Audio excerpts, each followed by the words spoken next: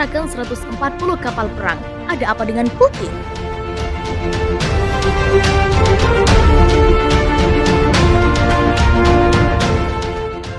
Rusia melaporkan akan mengadakan latihan militer Angkatan Laut pada Kamis 20 Januari. Agenda itu akan dilakukan secara besar-besaran, melibatkan semua armada dari Pasifik hingga Atlantik. Adu kekuatan militer ini dilakukan di tengah panasnya hubungan Rusia dengan Amerika Serikat dan NATO soal Ukraina.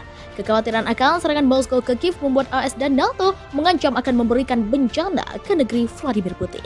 Mengutip Reuters, setidaknya 10.000 tentara akan turun gunung. Bukan hanya itu, 140 kapal perang dan kapal pendukung, 60 jet tempur dan 1.000 unit perangkat keras militer akan digunakan.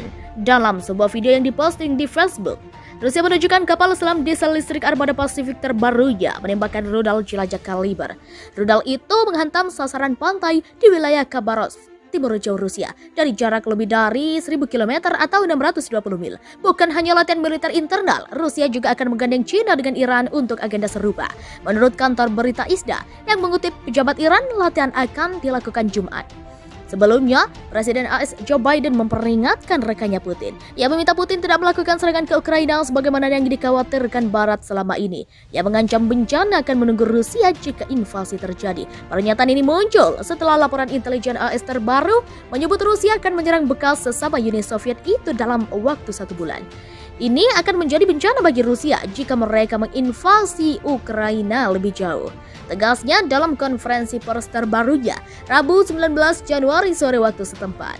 Hubungan Rusia dengan Ukraina memanas sejak 2014 dan kala itu muncul revolusi menentang supremasi Rusia. Masa anti pemerintah berhasil melengsarkan mantan presiden Ukraina yang pro-Rusia, Viktor Yanukovych. Kerusuhan bahkan sempat terjadi sebelum berdamai di 2015 dengan kesepakatan Minsk. Revolusi juga membuka kembali keinginan Ukraina bergabung dengan Uni Eropa dan NATO. Sejak 2002, Ukraina telah berusaha masuk ke NATO. Mengutip Al Jazeera membuat Putin marah karena prospek berdirinya pangkalan NATO di sebelah perbatasannya.